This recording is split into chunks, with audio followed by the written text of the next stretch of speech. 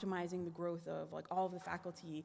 And so this is, more often your vice chair of, faculty advancement, or vice chair of research, or your dean or your department chair, who is not someone you're seeing every day, but overall is, working to make their whole department, visible to the rest of the community. And so just to summarize that, career development, specific skills, but also work-life balance, which is something that is so important, and at least even in my training career was not emphasized. And so now we have a huge burnout problem in both physician scientists, and scientists. We've done several well-being studies at our university, and that's a huge problem. And so that's important to have potentially mentors that are like outside of your academic or research stream. And so there's many traits of an ideal mentor, and so not one mentor is going to necessarily have every single one of these things again. So you want to always get multiple perspectives, but you want someone who's actually has some experience in your field of interest, or at least one of your mentors should, but they don't all have to, right? Someone who's available. If your mentor is someone who's so famous or so busy, they're traveling all the time, and you don't have access to them, that's not really that helpful, right? Even if you can say on your CV, I trained, with Nobel Prize winner, so-and-so, but they're never there and you don't actually see them, that's not necessarily great for your personal development, even though it looks good on paper. Something I think that's really hard, or can be really hard, is honesty and good communication between the mentor and the mentorship, because oftentimes in many cases, particularly for the scientific side of things, when I agree to take a PhD student into my lab, or an MD PhD student into my lab, that means that their name's going to be on my CV for the rest of my career, and my name's going to be on their CV, right? We're connected for like the duration of your career. And valuing that, recognizing the importance of that connection, and being able to maintain an honest, positive relationship is important. And then of course, professionalism, investment in interest and appreciation. So the mentor provides opportunities. I had a fantastic postdoc mentor who, when he would get invited to give talks about what I was doing, would oftentimes be like, my postdoc's really the expert, and let's give them the opportunity. So that's also something to consider. So as I said at the beginning, you need mentors of various kinds throughout your whole career. And so you have to think about like what it is you want, what your goals are, what your strengths and weaknesses are, what you want to get out of it, right? Like a mentor can see the potential in you and have their hopes for you. But, if they see you as, a fantastic clinician, but you really want to be at the bench and not seeing patients, like they need to know and understand that in order to help you do what's going to make your dream like fulfilled, and help you plan that out, because you shouldn't be waiting until like right before you're going to like make the decision of where you want to go, or you need to plan in advance, right? Because especially in academic medicine, choices can take many months, like transitioning to a new location or applying for a job. That's not like you apply for a job and then you get an offer and then you start all in like a week. That can take a really long time. So planning that out and thinking about that at the months and years level can be overwhelming, but it is something that you need to think about and talk about with your mentor. Unfortunately, I've personally seen a lot of mentor malpractice, and you should not put up with it. And mentors should be, you just absolutely shouldn't. And mentors should be aware that by choosing to be a mentor, you're doing more than just advancing your own career so that you can check off that box when you want to go up for promotion. You're committing to helping someone else succeed in life, and so you need to think about what's going to actually achieve that. So, someone who's promoting their own personal interests to the detriment of your advancement is something that you want to watch out for. Hopefully no one here is taking their mentees' ideas and labeling it as their own, or preventing collaboration. As we said, having multiple mentors, or expanding your skills with the expertise of more than one mentor is really useful. But also, if you have a mentor that has 30 mentees and you don't get the time and attention that you think you need, that's a problem.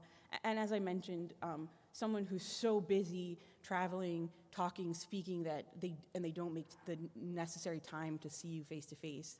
These are all things that you should watch out for and you should speak up about. Or when you're choosing a mentor, professionally, politely ask those kinds of questions. Like, are we going to have a meeting once a month? Are we going to have a meeting once a week? Like, how often am I going to have one-on-one time with you? So choosing a mentor, and the same goes for choosing a mentee, right? Like, you have to feel that out and make sure that they're going to fit with your style. There's a lot of challenges and opportunities, and this is where we're going to switch over. So this is where we're going to switch over. We put these slides together integrated, so it doesn't really matter. But we're going to talk about support and funding for trainees. Yeah. So just to echo what Jamie mentioned, it's something that we've experienced from. So I do clinical and translational research, and Jamie does basic science and translational research. So we felt it could be complementary to give you our perspectives. We are both, we have to say, mentees and mentors, and you will be a mentee for the rest of your life. Because no one knows everything, and being humble about what we don't know is very important, but also being humble when you are the expert in the room and not put people down is also very important. It comes that when I choose my mentees, I'm very, very cautious. I set expectations ahead, and I take it very, very serious. So for instance, for GI fellows, because I get approached by GI, surgery, or endocrine in my specialty, or basic scientists in the lab, I try not to take on more than I can dedicate the time for, because it's very important, and some of my mentees are in the room, they can attest to that, and hopefully it's been helpful. I say we need to meet weekly, if not twice a week. I need to give them that fully undivided attention of at least 30 minutes to an hour, and then there is ad hoc meetings as the project is coming to a wrap. And for instance, before APA and NASP began, it was a storm. We just had to sit for hours and hours and hours and wrap up projects that hopefully when you pass by and see, you would be proud. I am proud when my mentee is successful, and I will never try to take their work to make it my own, because it's wrong, and it is really what elevates my mission further. I see their success as my success. So I can give you my own personal story, and then we'll delve into challenges and opportunities. I am a pediatric pancreatologist, and when I started, I attended my very first NPF Fellows Symposium meeting, National Pancreas Foundation Fellows Symposium meeting in 2009.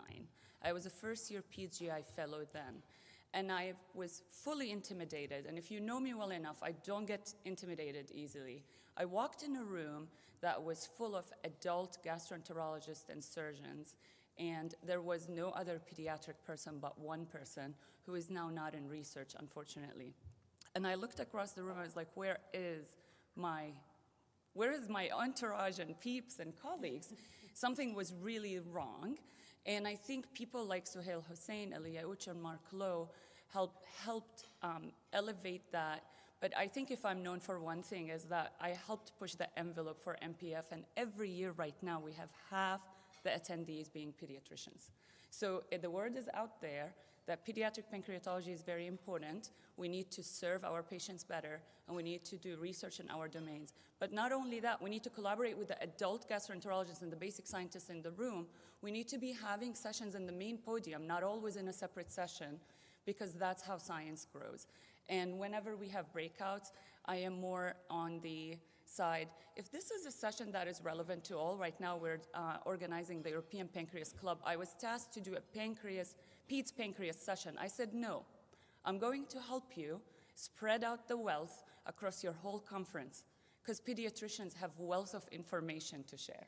So this is my snippet before we go into what are the current challenges. So we all know, as you've all heard, even before the government shut down, that there are issues and concerns about the pay lines, whether you are an NIDDK or NCI, and it's a perceived threat for science, and we're all worried. But I truly believe that resilience and collaboration would pay off. I would refuse, and hopefully you all would do the same, to just kind of shelter myself and say, why bother? I really think the word is going to get out there if we stay persistent. And there is that perception that the physician-scientist route is risky, especially in a world that is very much RVU-driven. And I mean, we're all our leaders too in what we do, and you're asked to generate the revenue by which that physician makes their salary. And if they are asking for protected time to be away from seeing patients and just waiting on funding, that is risky. You can imagine as a director or as an institution, that is very challenging. But investing in scientists upfront will be needed. And some of these factors have led to fewer and older physician scientists. You know, I had the pleasure to discuss that over breakfast yesterday, where I said, I wish I applied to NIH grants in the days you applied and there was a 60% funding rate, because you don't want to know now what it is. But then those senior physician scientists remain, but as they age out, there is fewer and fewer and fewer of them, but we're not promoting more of the younger generation to be in that bucket. And we also have fewer non-physician scientists, so I'm very, very pleased to have so many PhD faculty here or postdocs focused on the exocrine pancreas. And this slide summarizes what are the traditional pathways for funding. So I think this will be relevant to all. So if you have people in the graduate or student, there's the T35 or the F30-31. Post-graduation, there are the F32 or T32 for PhD candidates, MD, and PhD postdocs. And I was a GI, but I got a T32 fund in immunology, for instance. So you don't have to be just in your own bucket. You could really say, what does my research do, and where can I find it? But it's institutionally based, so you can seek it out that way. And then transition to junior faculty is the K. And for the K awards, they are, for the K01 is for the PhD non-MD, but the K08 and K23 is for people with clinical degrees. And the K08 is more for basic science research, K23 is for clinical or translational. I have to say it was probably the best decision I made my entire life. It was the best 5 years where I was protected and not bothered to do the things that I love to do. But with the K23, it doesn't matter as much as what your research plan is. You could have a research plan, it has to be well done, but it doesn't have to be perfect. You just have to have a hypothesis and a way to test it. What matters is really your career development plan that you develop through your mentorship committee. And some of the challenges that we may see is that there's not enough out there of scientists in the exocrine pancreas. So I got a K23, I wanted to translational pancreatology. When I put people who are only basic scientists in pancreas, that was critiqued. So what I did, I had a committee. My lead primary mentor is Ted Denson, who is a pioneer in inflammatory bowel disease, who has a wet science lab. At the same time, he runs clinical trials. So he is the premier translational scientist. And I said, I want to be like him in pancreas. And then I surrounded myself with people who do mechanistic studies, and Dr. Suhail Hussain serves on my mentorship committee. Dr. Papachristou, who runs the PUPPY study at that time, and I modeled my study after him, and you'll see that in my talk later today. So I surrounded myself with people who really care to see me successful. And these are people I'm forever grateful for, because without them, I wouldn't be where I am. But I do think that also it's a thriving relationship both ways, because I could start up a project now and be just their collaborator. I am no longer the mentee, but I'll always be a mentee. But it's one of those things like, let's look up to my son to do this. So it's an ongoing relationship in that way. And then you get to more of the R01 funding, which is classically the independent investigator route. When Jamie and I prepared this, she looked up the F grant at that day, on October 31st, and we found only 3 pancreatitis in the exocrine, and the rest were many other grants in diabetes, islet disease, and cancer. So we really need more exocrine-related research. And this is from Dana Anderson. At the time, he gave it 2 years ago. Peace be upon his soul. So he was a strong believer that we need to keep pushing the envelope. And the majority of NIDDK funding, as you can see, is in GI and liver. and maybe obesity, and pancreas and nutrition have only 5% each. Internal medicine grants over the years are not increasing, while surgery grants are decreasing because the surgeon are even under a different kind of threat. If a surgeon makes an X amount of money and you ask them to protect 75% of their time, the institutions may say, oh, we're losing revenue. But the surgeons can have 50% protected time if they can justify it under the K. Still, that is considered costly on the institutions. So you need to be in an environment that truly believes that science is as important as patient care to really drive that. And these are some of the funding opportunities. Jamie, if you want to cover some of them. And then we'll open this to questions and discussion, because we're supposed to take notes and come up with some recommendations. Let me give that. So one of the challenges, right, when we all think about funding, and Maisam just did a beautiful job of going through the canonical pipeline of NIH funding, is regardless of the current climate, we should not just rely on NIH, even in the good times. And there's a plethora of funding opportunities outside of that. Even within the government, there are opportunities if you're doing implementation science or other things and this is obviously not all inclusive, but there's the DoD, there's the CDC, the FDA, even the NSF for basic biology. But importantly, there's foundations and societies. And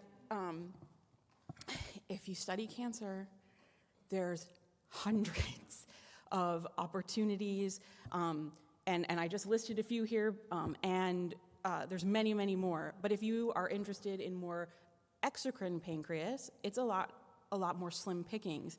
And so we have the National Pancreas Foundation. There's a few grants from the AGA, and the ACG, but something that became more creative suggestion to me recently is something like the American Heart Association, which is very interested in anything related to metabolism, right? We can do metabolism in the pancreas. That's a huge thing. We've heard a lot about it yesterday. We talked yesterday, we spent the whole day talking about endocrine-exocrine interactions. So that's something that a diabetes foundation might be interested in. And so there's unfortunately no grants.gov site that has all of these opportunities available. So you have to put in the effort to search them out. Many institutions have created weekly newsletters, or they have an office with various names, but their primary job is to interface between industry and or foundations and entrepreneurial opportunities. And so often at least at our university, we have a weekly newsletter that you can sign up for that will list those funding opportunities. And those people are always, the people in those offices are searching for interested investigators. It's not always easy because the offices of research don't have as much experience with submitting grants in other ways other than, ERA Commons or Proposal Central. But, I've had a lot of success with these foundations. And there's also, particularly for trainees, there's a lot of just basic biomedical science, health science foundations that offer training fellowships, and it can be in anything. So that means it could also be in pancreas. And these are just listed a few here. And then also local, state, even your own institution. Our cancer center, for example, we have a liver center. If you have a pancreas center, they might have some pilot funds. Look within your own institution to see about those opportunities. And oftentimes, one of the big things that people miss is when you transition from your fellowship or from your postdoc to new faculty, you immediately start being concerned about applying for that first R01. And I did that, and I had my K, and I have to say it was a mistake, because it turns out there's millions of dollars available through these foundations that are only for early stage investigators. And you're missing out on all of that money because once you get that first R01, you're not eligible for any of this stuff anymore. So not to say that you should put off if you're ready for an R01, but that you and your mentor should be aware of these other opportunities and, test them out and apply. It doesn't hurt to apply. And oftentimes you can rework a grant slightly, and send it to multiple places. So I think that a couple of the challenges for me as a mentor is I don't work as much with the fellows since I'm more on the basic and translational side. I'm working with graduate students and medical students. And there's very few opportunities because none of these foundations, or many of them, don't want to support someone who still is in their training and doesn't have that terminal degree yet, which, that's perfectly understandable. That's their money. It's a bigger potential risk. But if we can come up with ideas of how to convince them that it's worth investing in those trainees, that's something that I wanted to bring the question to the group to how can we do that, because not everyone's going to get an F, and not everyone's going to, and even fewer people are probably going to get a K, although it seems that in the Pancreas world, Ks are much more successful than F applications. Additionally, we have a lot of amazing scientists who are not eligible to apply because they're not US citizens. And they come here for graduate school and they're fantastic little worker bees, but then when it comes time to apply for their own independent funding, they don't have any practice because they weren't eligible to apply for anything. So searching out, there are very few. AHA I brought up because specifically that one is eligible for non-US citizens and US citizens. There are some other ones that are also available, but you really have to be proactive. Yeah, Jamie, just to clarify, APA eligible for non-US citizens too, right? Yeah. Yeah, we just need to make people aware. Yes, of course. But that yeah. is for MD, PhD, right? It's It could be for PhD too. Yeah. Yeah, but you have to have the degree. Yeah. Oh, okay. So Yeah. Yes, I believe, yeah. Okay. But still, so I think that it's really important to take the time to scour the internet as a mentor or mentee and just be aware of those different opportunities. The other thing I wanted to bring up that we talked about is the lack of people coming into this field and how the numbers are decreasing. And so part of that is a recruitment issue. And so I recently attended our Department of Medicine faculty meeting and learned about this program in our division of cardiology. And it's basically, I look like a cardiologist, and it's a career exploration program organized by them at the level of high school students. And their focus is to, get students excited and believe that they could become a physician. But I believe a program like this could easily be adapted for physician scientists or research scientist alone. And, it does take time. This particular program is 4 75-minute live online sessions, but this is one of the only programs I could find in the country that's specifically not waiting for students to be applying to medical school or graduate school to start saying, hey, focus in this area. It's, at high school, at college level, saying, you could do this, and this is super interesting and super fun, and, a career path. And so I think we need to start recruiting people earlier and earlier. And so this is just some of the descriptions of their sessions and the websites here. But I think it's a model that we could potentially use at the national or local level to really start teaching kids that the pancreas is important. And as we learned and talked a lot about yesterday, the diseases of the pancreas affect everything. I'm a neuroscientist by training. We learned about yesterday that, cachexia has a brain component. We know that the nervous system, we learned yesterday from Dr. Little about how the nerves are regulating the pancreas. So someone who you may not think is a canonical pancreas researcher could be coming from immunology or cell biology or whatever, and we can teach those kids that the pancreas is important to research. So I want to just end it there with basically the 4 ideas that we wanted to talk about, and really we're not here to lecture to you, but to get your input about ideas that we can implement in the future on recruiting pancreas researchers, making the financial and funding opportunities more public and the people are aware of them and increasing them. And then the actual, of course, training in the research itself, but then, building collaborations and networking and team science is really the future of the success. We've learned, so far and throughout the rest of the meeting about how the most successful science and translations from basic to benchside to bedside is dependent upon the interactions between many different specialties and expertise. And so hopefully you all have some great ideas that we can, build upon. Yeah, so we're welcoming any thoughts from trainees, junior faculty, mentors, senior faculty, not to put a label on anybody who's going to come to the microphone. And we're going to be taking notes. And I think we can summarize it and just put it like a short and sweet letter out there. And we're hoping even to put some of the resources that we worked on in our homework out there for people who are interested in the research. Miklos. Thank you, ladies. This was great. We should have more of these, I think. These are very, very useful.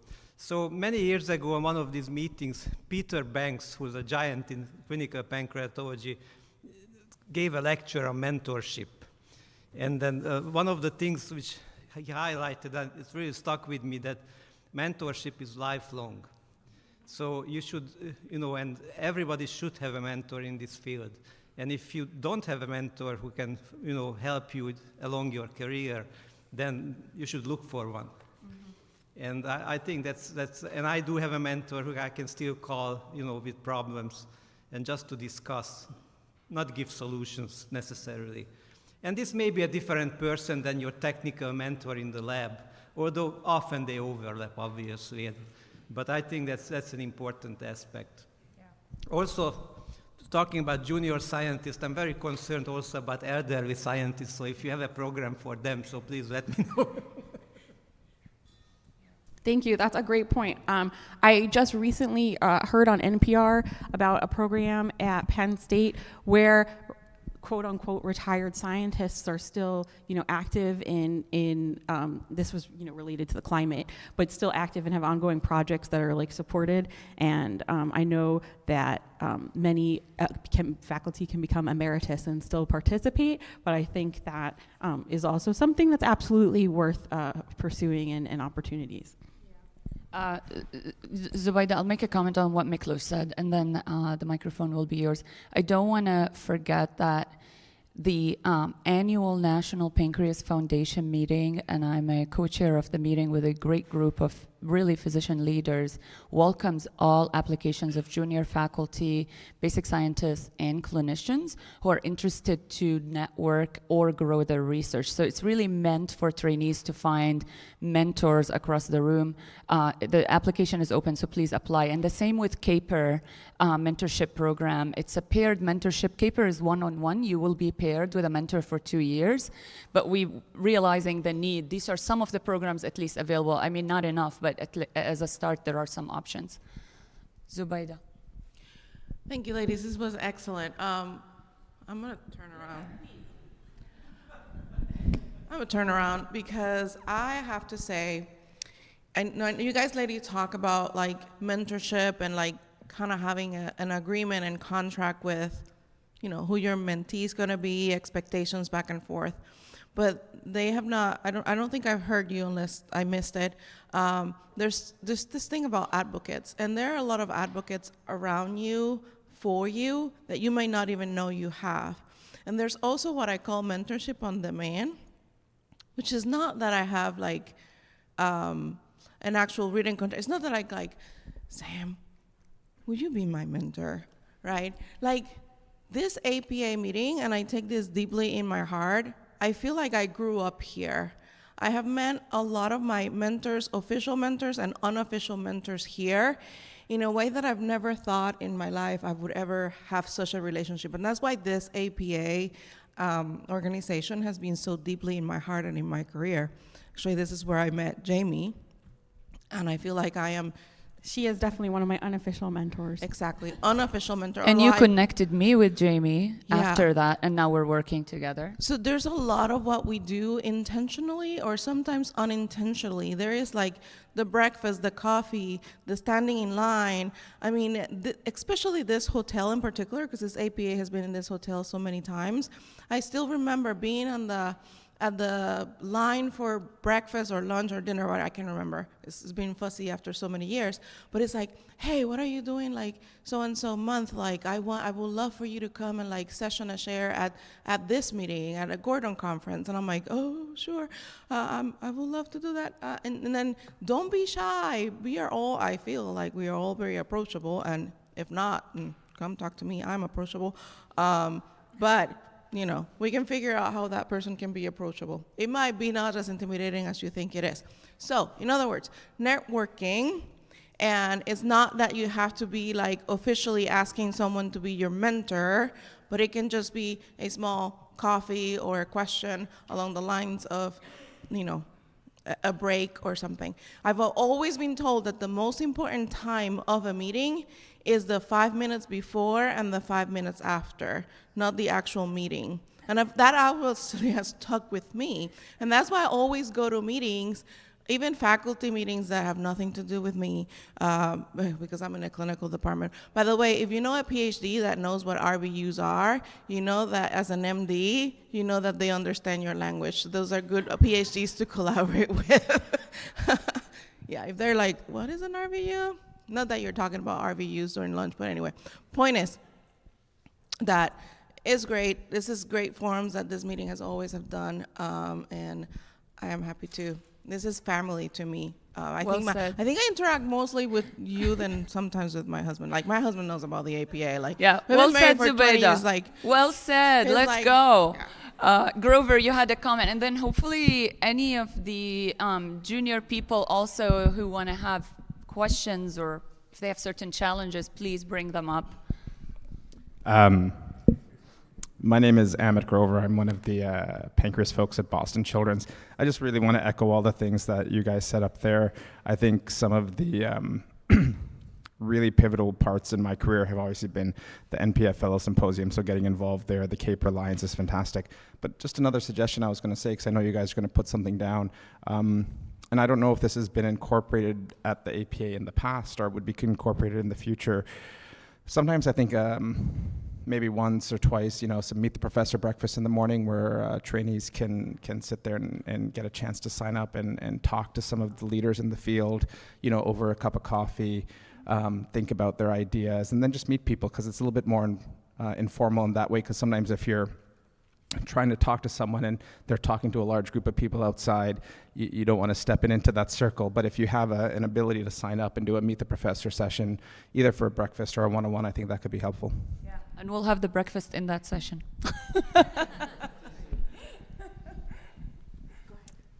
Hello, this was wonderful. Thank you so much. I'm a current postdoc at Dana-Farber, and one of the questions I really had, hopefully I didn't miss it at the beginning, I joined a couple minutes late, but I know we had a really great presentation yesterday talking about the actual human tissue that's available to us, but that's typically more focused on normal or actual PDAC or looking at diabetes. So something that I'm really interested in is what resources can be available to us as trainees that are specifically from pancreatitis. So I know for me, I'm submitting an F32 next month, and one of the things I was really interested in was where can I actually get this human tissue from? So where could that resource be available to us? That is a fantastic and very difficult question, depending on the specific type of pancreatitis, because we only have a select subset of patients that get tissue. But I think that networking here and looking at the presentations where people have shown tissue is you go up and ask them. In my experience, as much as having a good mentor who introduces you to people is really important, if you're shy, really need to work on the cold call, the cold email, the cold introduction, being like, I read your paper and I'm interested in it. Can I talk to you about it? But we will work on trying to come up with an idea of how to make that type of information more public.